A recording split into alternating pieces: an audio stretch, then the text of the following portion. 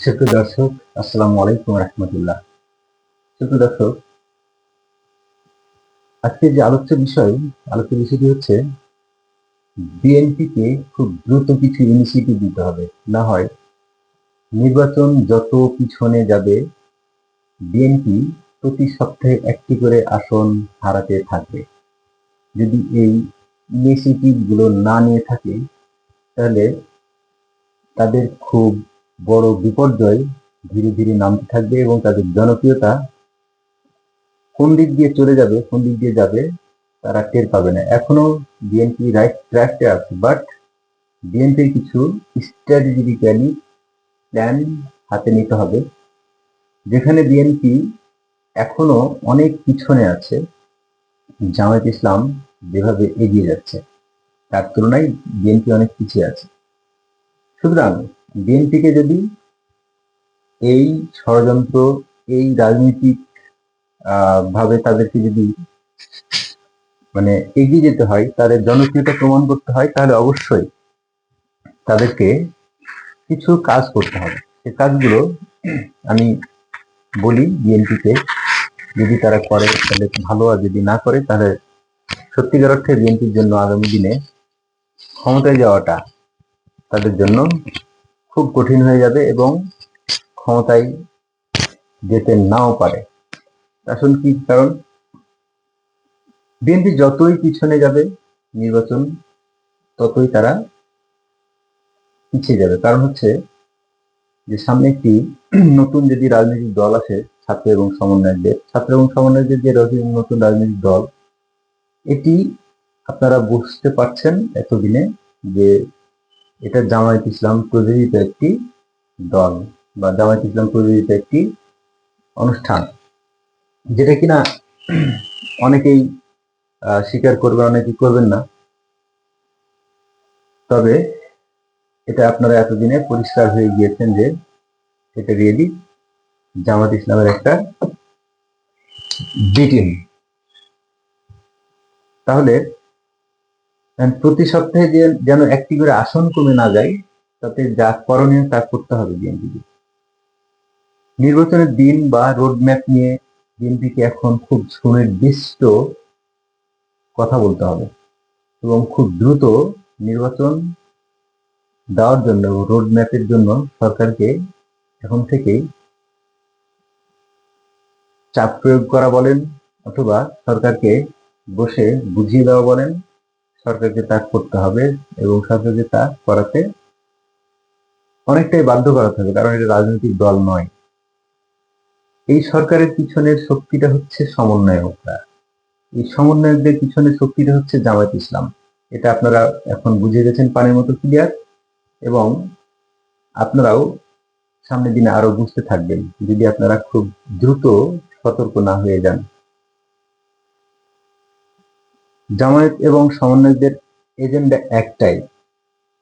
এই এজেন্ডা আপনারা বুঝেছেন যখন, তখন কি করতে হবে সেটিও আশা করি বুঝেছেন। সুতরাং যা করণীয় আপনারা তাই করবেন। আপনাদের রাজনৈতিক স্ট্যান্ড কি হবে এই ক্ষেত্রে, সেক্ষেত্রে আপনারা বুঝবেন ভালো। জামায়াত খুব মেটিকুলাসলি প্ল্যান এজেন্ডা নিয়ে আগাচ্ছে এবং সমন্বয়কদের দিয়ে সকল আর্থিক প্রতিষ্ঠান প্লাস সকল প্রশাসনিক পর্যায়গুলো তারা সাজিয়ে ফেলেছে। আপনারা যেখান থেকে অনেক পিছনে আছেন, একটা সচিবালয় থেকে শুরু করে একদম থানা পর্যায়ে ওসি পর্যন্ত তাদের নিয়ন্ত্রণে। সুতরাং আপনাদের নিয়ন্ত্রণে এই প্রশাসনগুলো আপনাদের হাত থেকে বের হয়ে গেছে। আপনাদের খুব দ্রুতই এই জিনিসগুলো নিয়ে সরকারের সাথে আলোচনায় বসতে হবে এবং আপনাদের মনোনীত যারা লোকজন আছে বা প্রশাসনে যাদেরকে আপনারা পছন্দসই মনে করেন, আপনাদেরও একটা হিস্সা এবং বড় হিস্সা আপনাদের আদায় করে নিতে হবে। সমন্বয়কদের দিয়ে সকল আর্থিক প্রতিষ্ঠান এবং আরো সুপরিকল্পিতভাবে কিছু প্রশাসনিক ক্যাডার তারা সামনে আরো বসাবে। এটা বিএনপিকে সাবধান থাকতে হবে। এই সরকারের পেছনে শক্তি জামাত, এটা তো আগেই বললাম, এবং সমন্বয়ক। এই সরকারকে আপনারা একটা উপায়ে আপনারা বাধ্য করাতে পারেন এবং একটা উপায়ে আপনারা দাবিগুলো নিয়ে মানাতে পারেন, সেটা আমি সবশেষে আলোচনা করব। তাদের খুব পরিকল্পনা না,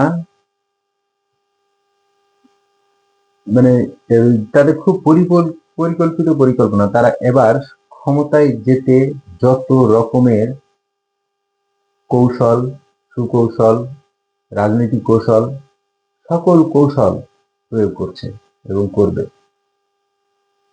কারণ হচ্ছে জামাতের হাতে এরকম একটি সুযোগ এর আগে কখনো আসেনি এবং ভবিষ্যতেও আর আসবে না। সুতরাং রাজনৈতিক ভাবে জামায়াত ইসলাম সর্বশক্তি প্রয়োগ করে যত কিছু করার তাই করার চেষ্টা করবে। সুতরাং বিএনপিকে কি করা উচিত সেটা করতে হবে। তার কাউন্টার পলিটিক্স তাদেরকে কিভাবে সাজাতে হবে বিএনপি এটা ভালো জানেন এবং বিএনপিকে তা করতে হবে। বিএনপিকে টেম্পু স্ট্যান্ড আর বাস স্ট্যান্ড এসব ধরে দিয়েছে সমন্বয়ক এবং জামায়াত ইসলাম। এটা তাদের একটা প্রোপাগান্ডা সেল। তারা এটা প্রচার করে সামাজিক যোগাযোগের মাধ্যমে একটা অস্থিরতা তৈরি করে ফেলেছে, যাতে করে তারা যেসব বড় বড় প্রতিষ্ঠানগুলো দখল করেছে, বড় বড় প্রশাসনিক ক্যাডারগুলো দখল করেছে, বড় বড় আমলাদেরকে দখল করেছে এবং তাদেরকে তাদের হাতে নিয়ে ফেলেছে। এটা ভিন্ন খাতে প্রবাহিত করার একটা সূক্ষ্ম কৌশল। বিএনপি যেটা কিনা ওই টেম্পু এবং বাস স্ট্যান্ড নিয়ে পড়ে থাকবে, আদতে যতটা বলছে জামাত ততটা হচ্ছে না। বিএনপি এখানে রাজনৈতিক ভাবে এই বিষয়টাকে মোকাবেলা করতে পারছে না। যদি এরকম বিচ্ছিন্ন দিয়ে একটা ঘটনা ঘটে থাকে, খুব দ্রুত ইনিশিয়েটিভ নিয়ে, খুবই দ্রুত ইনিশিয়েটিভ দিতে হবে। থানা পর্যায়ে, ইউনিয়ন পর্যায়ে কমিটি গঠন করে যদি এরকম একটা ঘটনা ঘটতে থাকে বা ঘটেও, তাহলে খুব দ্রুত যেন তাদের সাংগঠনিকভাবে তাদেরকে চিহ্নিত করে দল থেকে বহিষ্কার করে দেওয়া হয়। দল থেকে বহিষ্কার করলে, একটাকে বহিষ্কার করলে বিএনপির আর 10টা এই মেসেজটা পেয়ে যাবে যখন, তখন বিএনপির ইমেজও বাড়বে এবং বিএনপি এই টেম্পু বাস স্ট্যান্ড দখল করা যে ইস্যুটা সামনে তারা নিয়ে আসতে যাচ্ছে, এটা আগামী দিনে হবে না।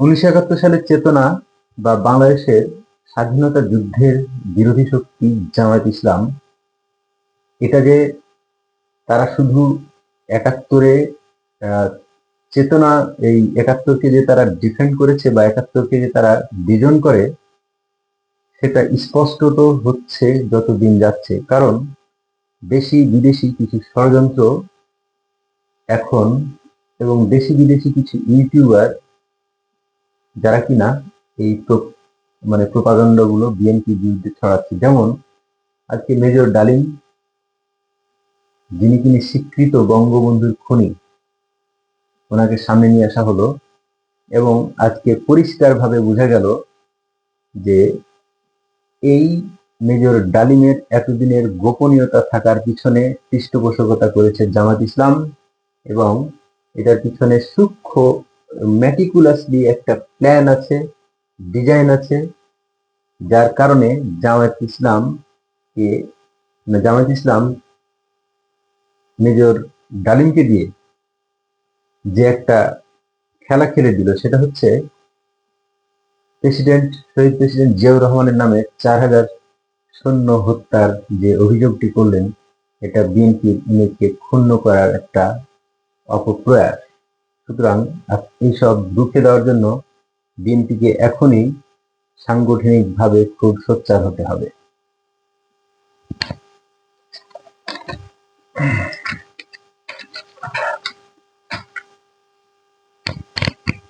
সমন্বয়কে যে প্রতিটি উপজেলা পর্যায়ে তাদের সাংগঠনিক কর্মকাণ্ড এবং তারা যে প্রত্যেকটা জেলা উপজেলায় তারা যে সফর করবে, তারা যে তাদের কিছু সাংগঠনিক কাজ করবে। এই কয়েকদিন আগে তারা যে সংবাদ সম্মেলন করে ঘোষণাটি দিল, এখানে একটা প্ল্যান আছে।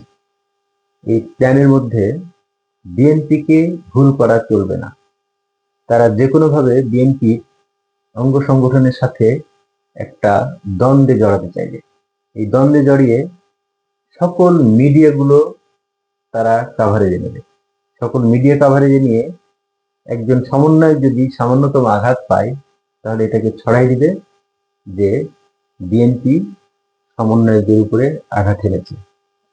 এটাকে তারা সামনে দিনে প্রচার করবে খুব হাইলাইট করে, খুব বড় করে। সুতরাং তাদের এই সব কর্মকাণ্ড যাতে তারা কি করবে করুক, যেন বিএনপি এই ফাঁদে পা না দেয়।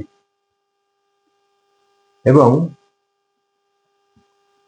বিএনপিকে এখনই স্বাধীনতার সপক্ষের শক্তিকে একত্রিত করতে হবে।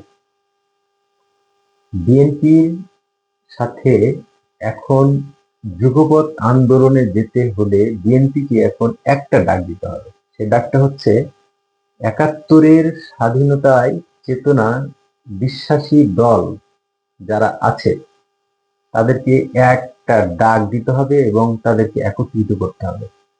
এটা প্রত্যেকটা পাড়ায় মহল্লায় বিএনপিকে এটা প্রচার করতে হবে। ৭১-এর চেতনায় বিশ্বাসী যে মানুষগুলো, সেই মানুষগুলোকে সচেতন করতে হবে।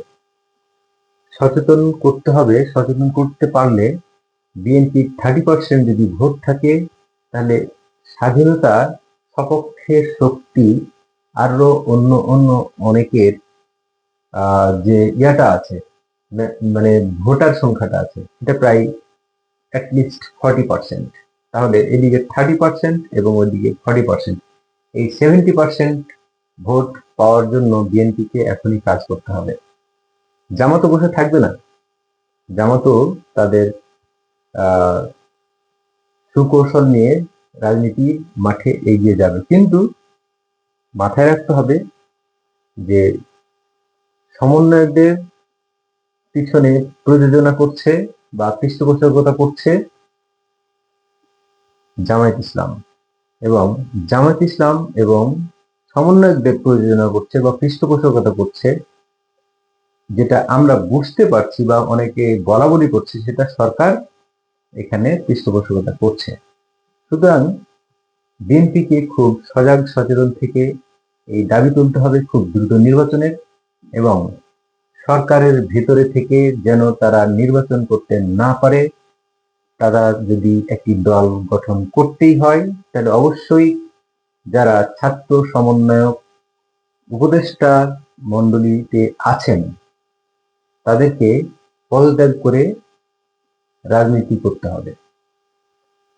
হ্যাঁ, এখন যদি তারা আগামী ইলেকশনে ভোটে নাও দাঁড়ায়, তবুও এই বিষয়টা প্রশ্নবিদ্ধ হয়ে দাঁড়াবে যে তারা ভোটে না দাঁড়াক, কিন্তু পরোক্ষ এবং প্রত্যক্ষভাবে খুব গুরুত্বপূর্ণ মন্ত্রণালয়গুলো যেহেতু তাদের হাতে, সুতরাং তাদের গুরু আসিফ নজরুল সাথে আসিফ মাহমুদ, মানে খুব গুরুত্বপূর্ণ মন্ত্রণালয়, যেটা কিনা একদম রুট লেভেলে ছড়িয়ে দেওয়ার মতো, সংগঠনকে ছড়িয়ে দেওয়ার মতো, রাজনীতিকে ছড়িয়ে দেওয়ার মতো একটা মন্ত্রণালয়, সেটা হচ্ছে এলজিইডি, অর্থাৎ পল্লী উন্নয়ন ও সমবায় মন্ত্রণালয় আসিফ মাহমুদের হাতে। এটা মাথায় রাখতে হবে। খুব দ্রুত তাদের পদত্যাগ করে রাজনীতি করুক তারা বা না করুক, যদি তারা রাজনৈতিক দল হিসেবে তারা আত্মপ্রকাশ করতে চায়, তাহলে তারা যেন পদত্যাগ করে একটা ইনক্লুসিভ নির্বাচন দেওয়ার জন্য সরকারের কাছে যেন তারা আহ্বান জানায়। বিএনপিকে এখনই একটা খুব স্পষ্ট বার্তা দিতে হবে যে রাজনৈতিক মঞ্চ এবং তাফসির কুরআন বা ওয়াজ মাহফিল এক নয়।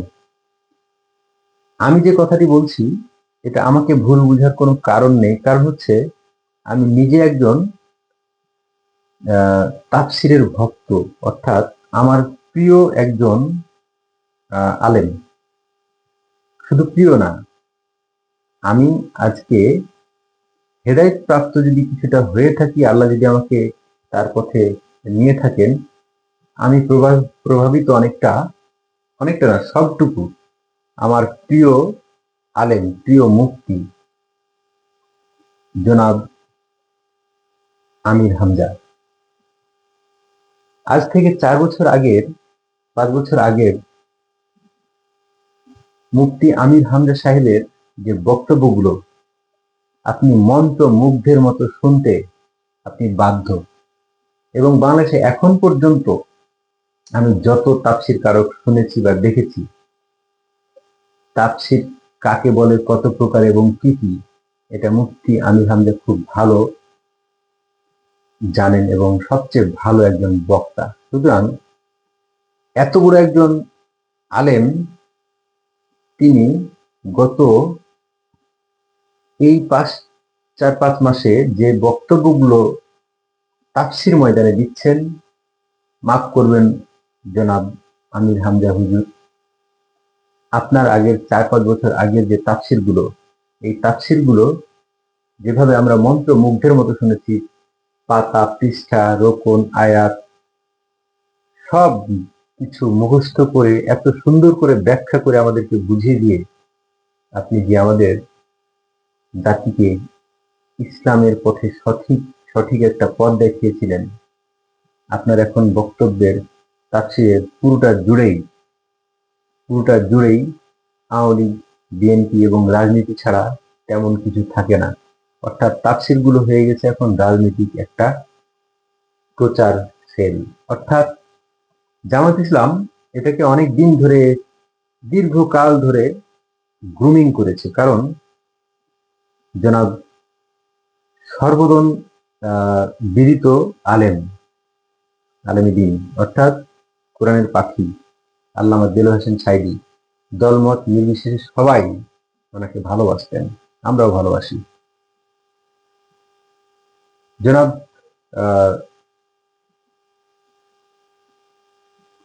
সাঈদী হুজুর যখন মারা গেছেন, কোরআনের পাখি যখন মারা গেছেন বা জেলে গেছেন, তারপর থেকে জামাত খুব প্ল্যানিংলি, খুব মেটিকুলাসলি এদেরকে প্রশিক্ষণ দিয়ে এই দিনগুলোর অপেক্ষায় ছিলেন তারা।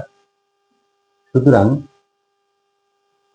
বিএনপিকে এখন ডিফাইন করে দিতে হবে যে তাফসিরের ময়দানে তাফসির হবে অবশ্যই মুফতি আমির হামজা সাহেব কিংবা আজহারি হুজুর কিংবা তারেক মনোয়ার কিংবা মামুনুল হক, তারা রাজনীতি করার অধিকার রাখেন, অবশ্যই রাখেন। তবে রাজনৈতিক অঙ্গন, রাজনৈতিক মাঠে রাজনৈতিক আলোচনা হবে এবং তাফসির কুরআনের মাঠে তাফসির এবং কুরআন নিয়ে আলোচনা হবে। তাতে করে কোনো দলের নাম, এই সবগুলো নিয়ে যে তাফসিরগুলো হচ্ছে, এই তাফসিরগুলো আদৌ তাফসির হচ্ছে কিনা, জনাব আমির হামজা হুজুর, আপনি মাফ করবেন, আপনি একটু ভালোভাবে বিবেচনা করে দেখুন। আপনি একজন আলেম, আপনাকে দেশের মানুষ এক নাগাড়ে ভালোবাসে। সুতরাং আপনি সকল দলের, হ্যাঁ, যখন তাফসির ময়দানে থাকবেন, আপনি সকল দলের, আপনার যখন দলীয় কোনো প্ল্যাটফর্ম বা রাজনৈতিক যদি কোনো পরিচয় থাকে, তো অবশ্যই সেটা হবে কোনো রাজনৈতিক জনসভায়। এটা প্রত্যেকটা বক্তার জন্য হওয়া উচিত আমি মনে করি। সুতরাং আমরা সাধারণ মুসলমান, ধর্মপ্রাণ মুসলমান, আমরা যাই তাফসির শুনতে, গিয়ে আমরা শুনি রাজনৈতিক বক্তব্য। এটা আমাদের জন্য খুবই হতাশার। আমি আবারও বলছি, আমাকে ভুল বোঝার কোনো কারণ নেই। আমি তাফসির এবং কুরআন মাঠের একজন নিয়মিত শ্রোতা, দর্শক। সুতরাং আমাকে ভুল বোঝার কোনো কারণ নেই। আমি এটাকে রাজনৈতিকভাবে আমি দেখছি এবং রাজনৈতিকভাবে আমি এই বিষয়টাকে আমি পছন্দ করছি না। বিধায় আমি বিএনপিকে বলছি, বিএনপি রাজনৈতিকভাবে এই স্ট্যান্ডটা নিতে হবে, বিএনপিকে ডিফাইন করতে হবে। কারণ ধর্মপ্রাণ মুসলমান ওই একটু ক্লিপ কেটে দিয়ে, মানে এগুলো প্রচার করতে ভালোবাসে যে বিএনপি বা অমুক দল চলে গেছে হচ্ছে বা তাফসীরের বিরুদ্ধে বা কোরআনের বিরুদ্ধে, তারা এগুলো ছড়াবে। এগুলো যাতে ছড়াতে না পারে এই জন্য আপনাদের লিখিত বক্তব্য আপনারা পেশ করবেন, এবং যে লিখিত বক্তব্যটি পেশ করবেন তা জাতির কাছে আপনারা পরিষ্কার করবেন যে তাফসীরুল কুরআন মাহফিল এর মাঠ এবং একটি রাজনৈতিক মাঠ এক নয়। একজন আলেমকে আমরা তাফসীর করার জন্য টাকা দিয়ে নিয়ে আসি। আমারই প্রমাণ আছে, আমি একজন আলেমকে, বিখ্যাত আলেমকে অনেক টাকা দিয়ে নিয়ে আসি, প্রায় লক্ষাধিক টাকার মতো খরচ তার পিছনে শুধু, আরো আনুষঙ্গিক খরচ দিয়ে অনেক টাকা খরচ। সুতরাং যখন একজন আলেমকে টাকা দিয়ে আমি তাফসীর শুনবো, টাকা নেই, সমস্যা নেই, টাকা নিবে, তাফসীর করবেন, টাকা নিবেন, এটা তার পারিশ্রমিক, এটাতে আমার কোনো আপত্তি নেই, কোনো কিছুতেই আপত্তি নেই। শুধু তাফসীরটা তাফসীরের জায়গাতে হবে, রাজনীতিটা রাজনীতির জায়গাতে হবে। এখন অনেক হুজুর আমাদেরকে বুঝিয়ে দেন, আমরা তো জেনারেল লাইনে শিক্ষিত মানুষ, আমাদেরকে বুঝিয়ে দেন যে কোরআনে রাজনীতি আছে। হ্যাঁ, মনোনয়ন সলিউশনের রাজনীতি ছিল, সেটা আমরা জানি। মনোনয়ন সলিউশনের রাজনীতি যে ছিল সেটা আমাদেরকে কোরআনিক ভাষায়, হাদিসের ভাষায় যেভাবে আপনারা বুঝিয়েছেন, আমরা সেটা জানি। সুতরাং আপনারা একটি দলের রাজনীতিতে আপনারা যেভাবে জড়িয়ে গেছেন, বিশেষ করে আমার প্রিয় আলেম মুফতি আমির হামজা, আমি জনাব আমির হামজাকে বলবো এবং ডক্টর মিজানুর রহমান আজহারী হুজুরকেও বলবো যে আপনারা সারা দেশের সম্পদ, আপনারা আমাদের এই দেশের ধর্মপ্রাণ মুসল্লিদের আপনারা প্রাণ যান। সুতরাং আপনাদের কোনো দলীয় ব্যানারে না গিয়ে বরং আপনারা শুধু ইসলামের স্বার্থে আপনারা নির্দলীয় থাকুন। অনুগ্রহ করে আমাকে ভুল বুঝবেন না। সুতরাং বিএনপিকে এই জায়গাটা ক্লিয়ার করতে হবে, খুব দ্রুত করতে হবে, না হয় বিএনপির প্রতি সপ্তাহে একটি করে, এই স্ট্র্যাটেজিগুলো না এলে একটি করে আসন কাটা যাবে। সুপ্রিয় দর্শক, ভিডিওটি অনেক লম্বা হয়ে গেল। আজকে ভিডিওটি করার ইচ্ছা ছিল না, তারপরে করলাম, কারণ হচ্ছে আগামীকাল আমি বাইরে থাকবো। দর্শক, আপনাদের কোনো মতামত থাকলে, মন্তব্য থাকলে মন্তব্যের ঘরে লিখবেন। চ্যানেলটি নতুন, সাবস্ক্রাইব করে পাশে থাকবেন, অনুরোধ করছি, পাশে থাকবেন। সুতরাং আজকে এই পর্যন্তই। ভালো থাকুন, সুস্থ থাকুন, স্বাধীনতার চেতনায় সবাই একত্রিত হন। আসসালামু আলাইকুম ওয়া রাহমাতুল্লাহ।